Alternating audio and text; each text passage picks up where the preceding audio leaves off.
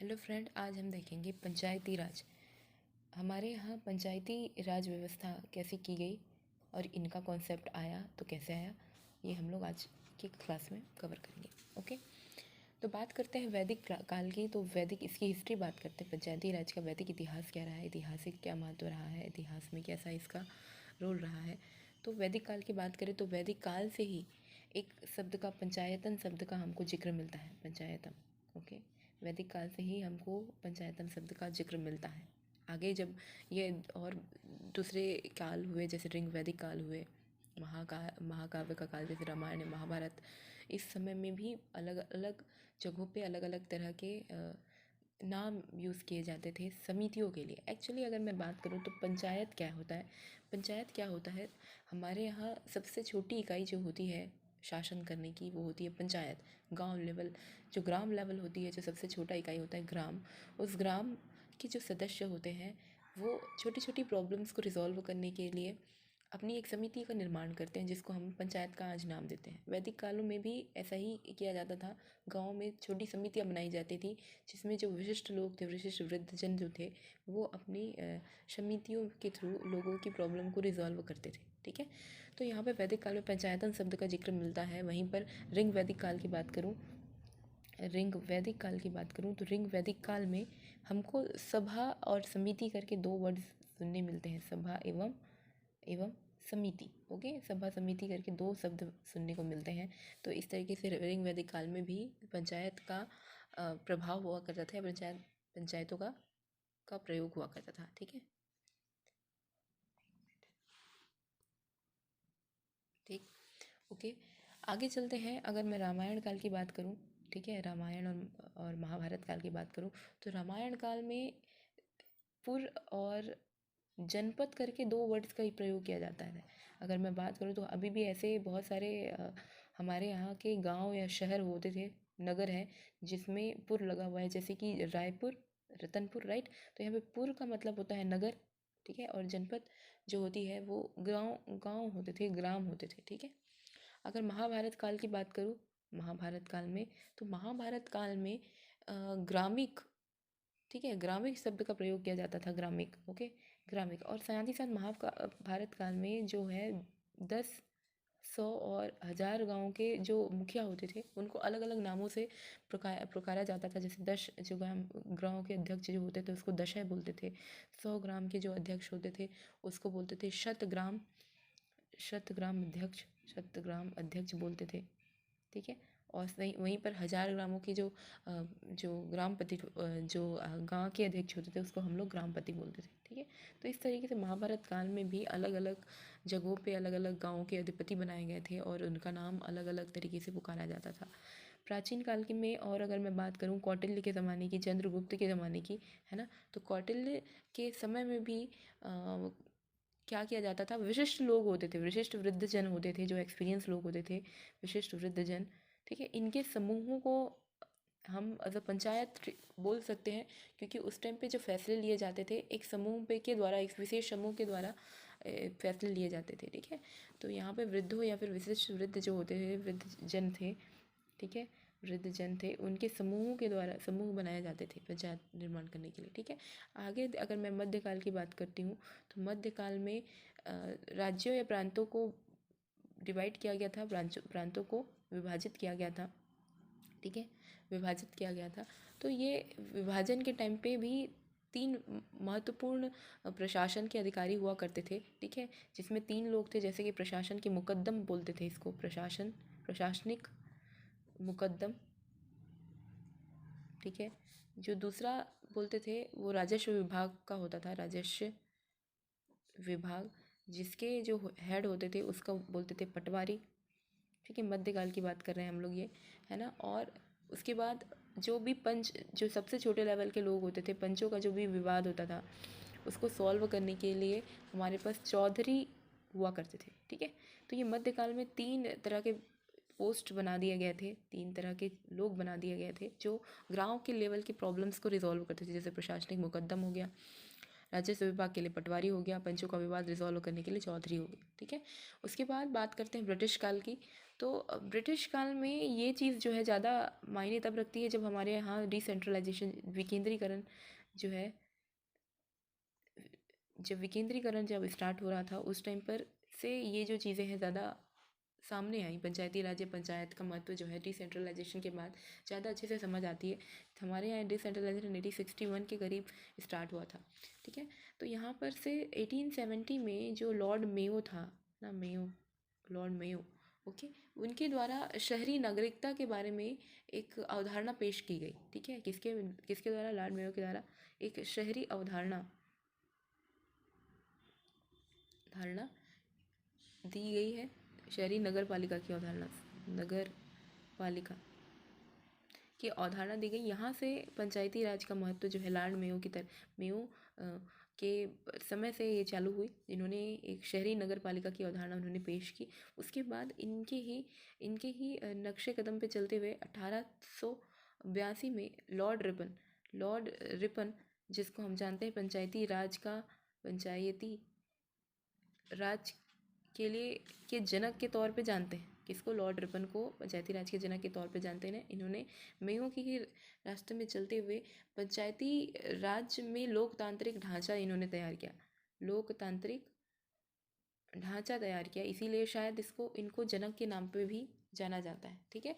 Okay, तो Lord Ripon के बारे में याद रखेंगे। लॉर्ड रिपन 1882 पे इन्होंने पंचायती राज का लोकतांत्रिक ढांचा इन्होंने तैयार किया है, ओके। उसके बाद आगे बढ़ते हैं, 1907 की बात करते हैं। 1907 में ये जो विकेंद्रीकरण है उसी के चलते एक रॉयल आयोग का निर्माण हुआ है। रॉयल आयोग का निर्माण हुआ, ठीक है। और 1909 में, ठीक है, 1909 में जो भी छोटे मोटे मुद्दे होते थे, है ना, 1909 की बात करते हैं। तो जो 1909 में छोटे मोटे जो पंचायतों में या फिर बोल सकते हैं पंचों के बीच में या गाँव का जो छोटे मोटे मुद्दे होते हैं उसको सॉल्व करने के लिए, ठीक है, मुद्दों को सॉल्व करने के लिए इन्होंने पंचायतों को रेफरेंस देना चालू किया। पंचायतों में ये मुद्दे सॉल्व हुए, ऐसा इन्होंने 1909 में इन्होंने एक पेशकश की, एक सिफारिश की कि 1909 में कि पंचायतों के द्वारा ये छोटे मोटे मुद्दे जो भी होते हैं ग्रामीण लेवल के जो भी मुद्दे होते हैं वो पंचायतों के द्वारा सॉल्व किया जाए, ओके। उसके बाद ये और ज़्यादा बेस्ट होने लगा 1919 में, जो हमारे पास एक रिफॉर्म आया था मोंटेग्यू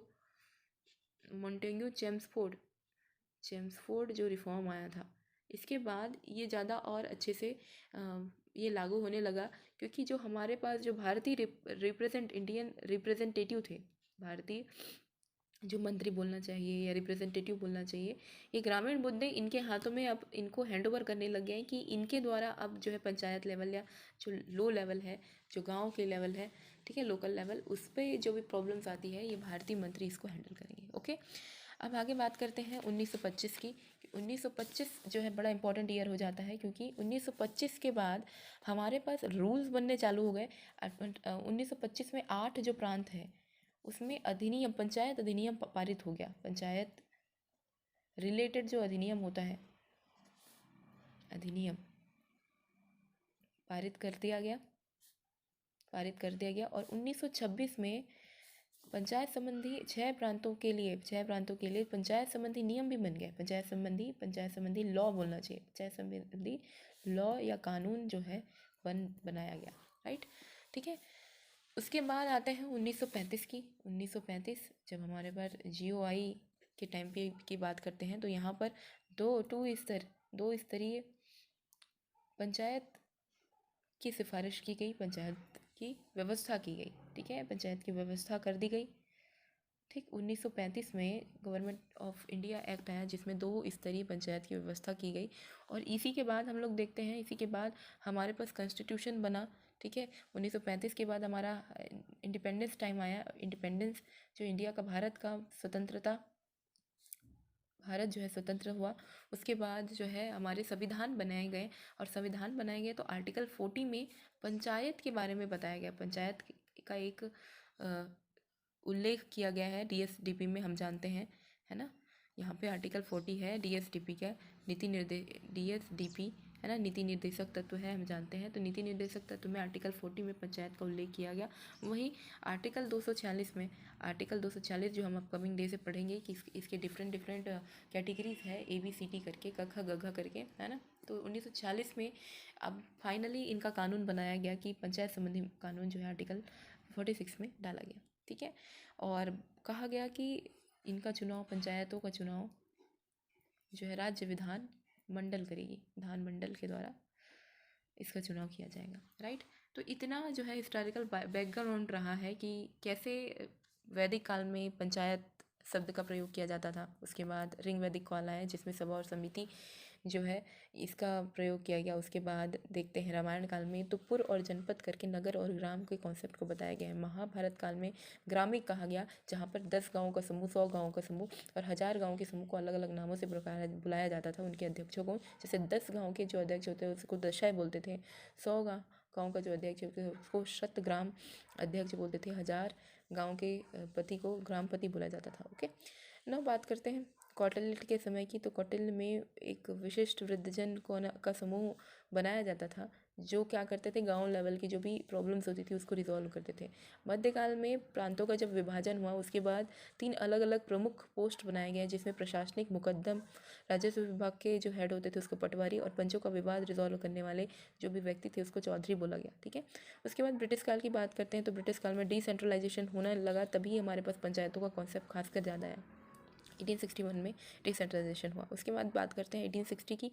तो 1870 की, 1870 की बात करते हैं तो लॉर्ड मेयो के द्वारा शहरी नगर पालिका की अवधारणा पेशकश की गई। उसके बाद 1882 में लॉर्ड रिपन के द्वारा पंचायती राज की का लोकतांत्रिक ढांचा तैयार किया गया, इसलिए शायद इनको पंचायती राज का जनक भी कहते हैं, ठीक है। 1907 में फिर रॉयल आयोग बना, ठीक है। अब इस रॉयल आयोग में पंचायतों और गाँवों का जो है रॉयल आयोग बना। और 1909 में ये पंचायत या फिर गाँवों के लेवल का जो भी प्रॉब्लम रहता है उसको जो है मुद्दों को जो है पंचायत लेवल पे सॉल्व करने की सिफारिश की गई, ठीक है। उसके बाद 1919 में मोंटेग्यू चेम्सफोर्ड रिफॉर्म आया है जिसमें पंचायतों का पावर जो है प्रांतों को दे दिया गया। अब प्रांतों को दे दिया गया तो प्रांतों में हमको पता है कि भारतीय रिप्रेजेंटेटिव होने लगे थे। 1919 के बाद जो है प्रांतों में भारतीय रिप्रेजेंटेटिव होने लगे थे और जो भी गांव के लेवल, उन प्रांतों के अंदर जो भी गांव आते हैं उनकी प्रॉब्लम को इन्हीं भारतीयों के द्वारा या जो भी रिप्रेजेंटेटिव गए हैं उनके द्वारा इनको रिजॉल्व करना है, ये अथॉरिटी दे दी गई। उसके बाद बात करते हैं 1925 की। तो 1925 के बाद जो है 8 प्रांत जो हुए उसको पंचायत अधिनियम पारित कर दिया गया 1926 में वही 6 रियासतों पे ये पंचायत का कानून पारित कर दिया गया। उसके बाद 1935 की बात करते हैं तो 1935 में 2 स्तरीय पंचायत व्यवस्था की गई। तो इस दो खंडों वाला पंचायत व्यवस्था किया गया, ठीक है। उसके बाद इंडिपेंडेंस के बाद हमारे पास कॉन्स्टिट्यूशन में पंचायत संबंधी नियम कानून बनाए गए जिसमें से आर्टिकल 40 में पंचायत का उल्लेख मिलता है और आर्टिकल 246 में इसकी जो भी कानून है उसको इसमें मेंशन किया गया, ठीक है, जो कि हम आगे